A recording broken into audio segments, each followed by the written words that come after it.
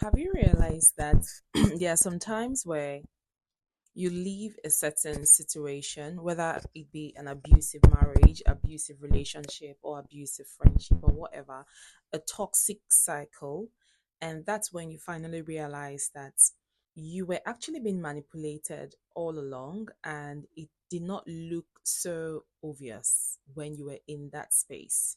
And this can look like encouraging you, giving you certain kinds of advice with a very low voice, anyway, not even screaming or anything like that, and giving you advice which you think is actually good for you.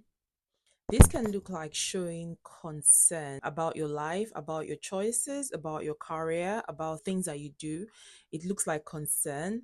And you think, oh, this person really cares about me. This person really loves me. This person is all over me. But these things this person feeding you is actually toxic. But one thing is that you're not going to realize that till you leave that space. Gentle concern, gentle advice, you don't see anything wrong in it at that point. Subtle control, which you don't see anything wrong with as well, just because, oh, after all, this person is not doing it harshly, they are not raising their voices. So you just feel like as long as you're not doing these things, you don't see anything wrong in what they are doing.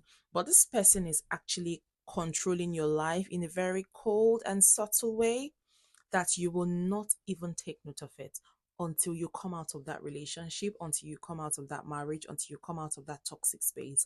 That's when you begin to think back and reflect, and you're like, this is actually what this person was doing. Some people are very manipulative in a very cold way, and they're very covert. Do you know what covert means?